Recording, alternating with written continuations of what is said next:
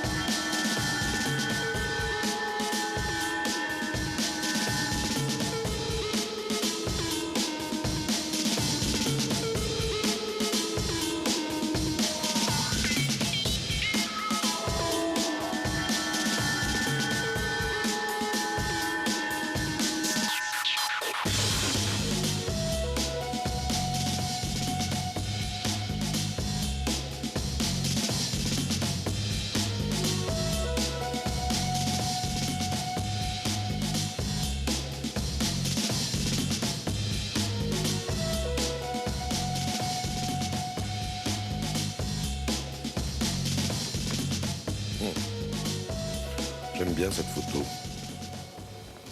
Il y a énormément de photos de Dick où on le voit avec un chat parce qu'il adorait les chats.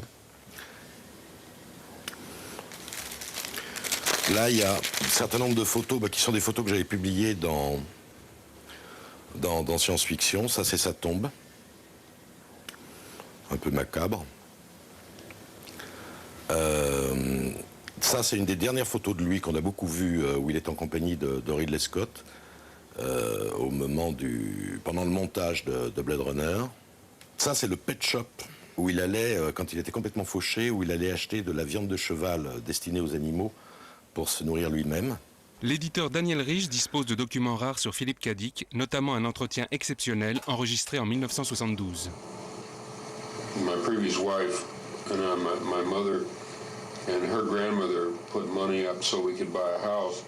And then after we got divorced, my previous wife left me and took my little girl, just walked out the door with some other guy. And I had the house by myself. My mother didn't approve of the friends that I had, so she called me up one day and said they were taking the house. I had no other place to go. You know, I was having terrible economic hardships.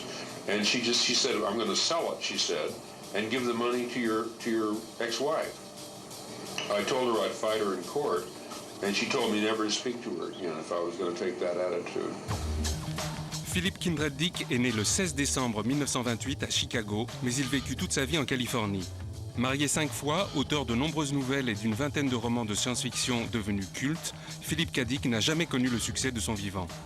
Une existence hallucinée à l'image de ses héros, une carrière traversée d'expériences métaphysiques ont fait de lui un écrivain visionnaire, à l'écart de la science-fiction traditionnelle, un prophète, un zappeur de monde.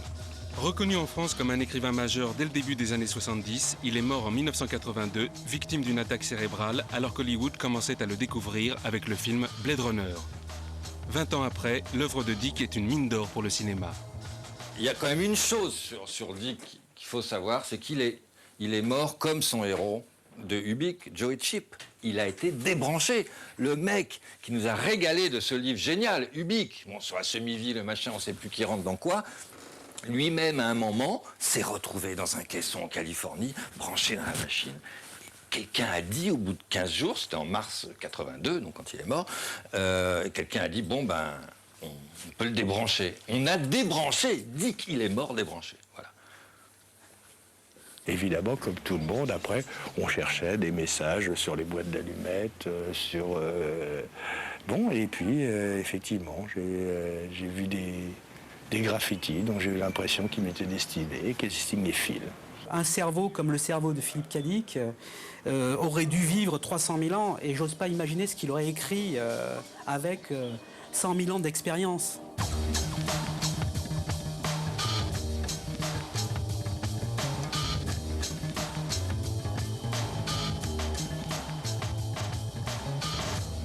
Roman charnière dans l'œuvre de Philippe Cadic, Ubik préfigure les excès délirants de la mondialisation. Dans ce roman, Ubik est le nom d'une marque omniprésente et passe-partout. L'artiste Vincent Bergerat s'est inspiré de ce concept pour créer les premiers objets baptisés Ubik.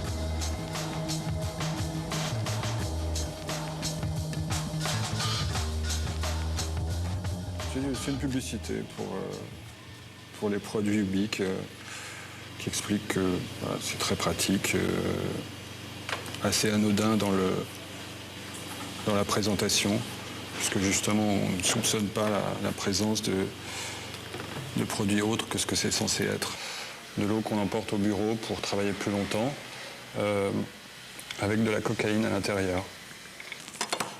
Il y a aussi pour les sportifs, c'est une préparation à base d'algues qui sont aussi génétiquement modifiées, additionnées de créatine ou de PO, de choses comme ça, quoi. Le dentifrice au somnifère, il vaut mieux en prendre que le soir, quoi.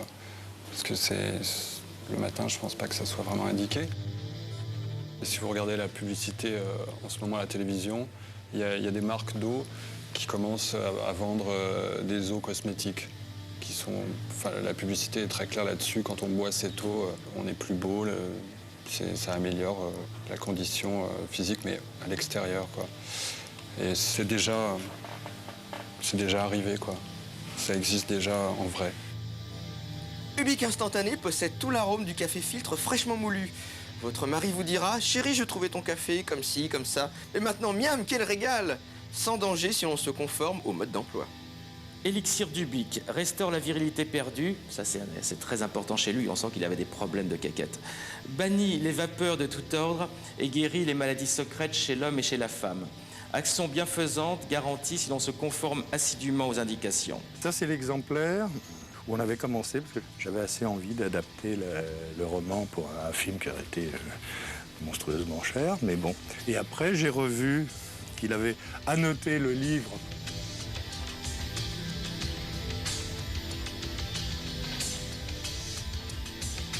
Pour personnaliser ces objets, le designer Philippe Stark les a dotés de noms empruntés au personnage de Philippe Cadic. C'est ainsi que Joe Chip, Dr Blood Money ou Lucinda Carter sont un jour devenus sous le crayon de Stark des lampes, des postes de radio, des objets de la vie domestique. J'ai créé ma société qui s'appelle Ubik et j'ai décidé de faire une société comme on fait une agence de tourisme. Bonjour. Pour connaître la réalité des choses, que c'était que l'argent, le commerce, je sais pas quoi, enfin la réalité des choses. Et donc je me dis, puisque ça véhicule le tourisme, il faut qu'il soit partout à la fois. Et donc j'ai décidé d'être partout dans toutes les classes sociales et dans tous les points géographiques. À l'intérieur du livre, il y avait ça, il y avait justement tous les problèmes de schizophrénie, d'ubiquité, de monde parallèle. Pour moi, tout était dit. C'est la personne qui me montrait le plus facilement ce qu'était la vraie société moderne et ce qu'elle serait. C'est extraordinairement théorique, mais c'est pas desséché.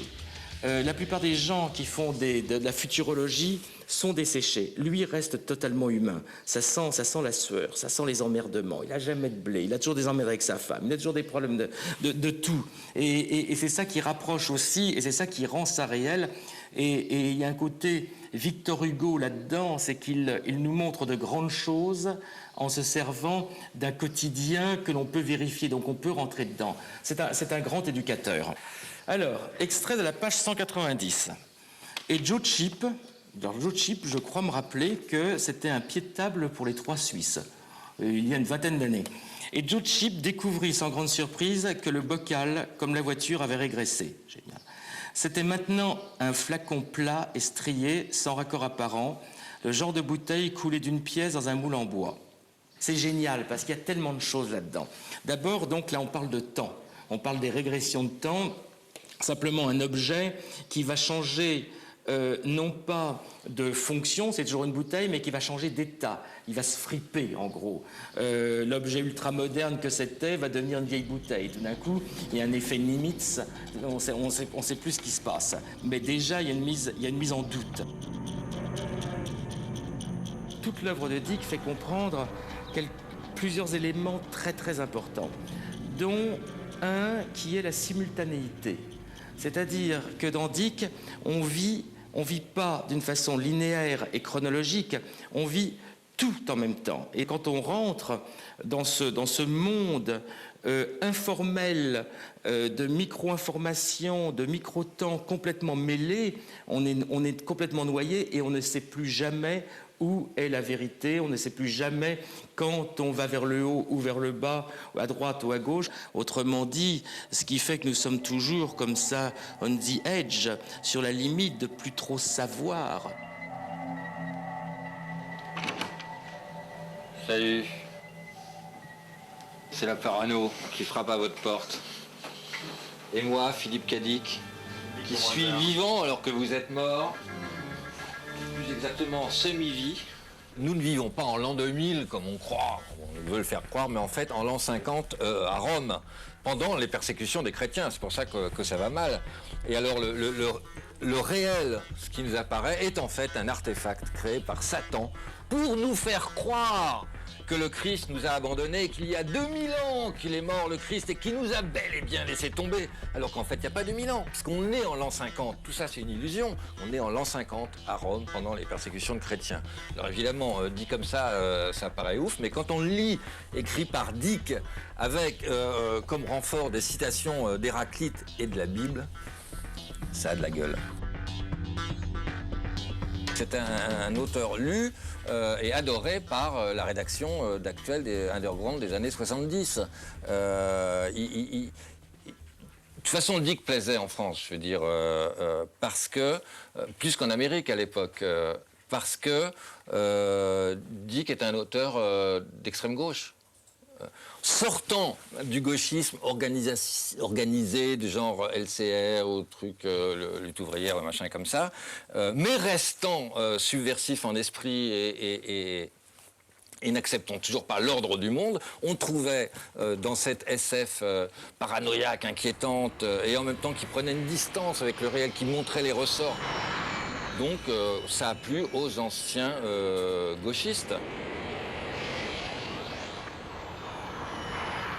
Si on relit ces nouvelles de jeunesse, on voit déjà le thème du simulacre, le thème du point de vue sur certaines réalités qui changent tout finalement, même dans une nouvelle de jeunesse, qui est d'ailleurs, je crois, la première qu'il ait publiée, qui s'appelle Roug, où les éboueurs qui passent dans la rue pour enlever les poubelles sont interprétés par un chien comme étant des espèces de monstres extraterrestres, etc. Et finalement, le chien a peut-être raison au bout du compte.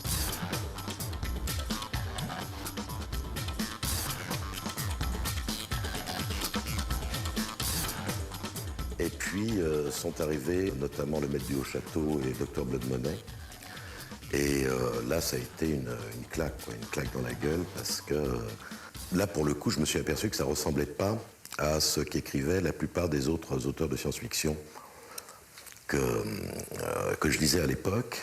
Et je me suis aperçu qu'il y avait une convergence absolument frappante entre la thématique dickienne, son questionnement du réel, qu'est-ce qui nous permet de dire qu'une chose est réelle ou ne l'est pas, et les interrogations posées par un certain nombre de philosophes. La grande idée qui est à la base, il me semble, de l'œuvre de Dick, c'est une espèce de doute sur la nature de la réalité. C'est l'idée que la réalité, ce sur quoi on s'accorde à peu près tous et qu'on appelle réalité, Dick est dans le doute là-dessus, dans l'idée, oui, et si ça cachait autre chose. Le réalisateur David Cronenberg a travaillé en vain sur une adaptation de la nouvelle Total Recall. Il nous confie qu'il partage avec Dick l'idée que le monde réel n'est peut-être qu'une illusion. There is nothing real in the sense of absolute reality. I'm saying that everyone, including the audience, is creating his own reality every day. The first thing that you do when you wake up in the morning is to reinvent reality, reinvent yourself. Remember who you are, reconstruct yourself, and we need to believe that there's some kind of stability and absolute solidity to reality. Il a parfaitement compris la réalité virtuelle, c'est-à-dire cette superposition de toutes sortes de réalités qui cachent la réalité vraie en admettant qu'elle existe. Et tout ce jeu de mise en abîme de différents univers est une chose qui est très fascinante et que moi je trouve très riche. Bon, moi, je travaille beaucoup sur le portrait. Ce que vous voyez ici, ce sont des portraits virtuels. C'est-à-dire qu'on capte en amont avec un laser volumétrique le visage de quelqu'un et ensuite on le décline sur toutes sortes de supports et on peut mapper des expressions qui ne sont pas du tout celles de la personne. Je peux vous sourire alors que je vous déteste. On peut tout à fait jouer. C'est une mise en abîme de l'identité. Et ça, c'est très dickien. Aucune personne qui anticipait à cette époque-là sur ce qui allait se passer n'avait prévu qu'on fabriquerait des mondes virtuels, des mondes parallèles. Et Cadic l'avait décrit, ce qu'il décrivait dans ses bouquins, ces petits personnages qui vivaient dans des maquettes, comme il disait. C'était pas des maquettes peut-être virtuelles informatiques, mais c'était quand même cette idée de monde parallèle. In Existence, the scene in the motel room at the beginning, there is a close-up of a bag that says Perky Pats. Perky Pat, that's a reference to Philip K. Dick novel, The Three Stigmata of Homer Eldridge. I find him very inspiring, and I found that many of the themes that I was interested in dealing with are things that he was also very, much involved in. So that's my homage to Dick. C'est un auteur qui a vu, non pas au niveau technologique, de quoi le futur allait être fait, mais au niveau psychologique, beaucoup plus, et au niveau philosophique. Je crois que les questions qu'il posait dans les années 60 et 70 sont des questions qui sont contemporaines aujourd'hui, qui sont des questions qu'on se pose dans les années 2000 et que ne se posaient pas la plupart de ses confrères. Whenever you observe a phenomenon, an event, you change it. What we believe can change reality, literally warp it, is the most profound question of all.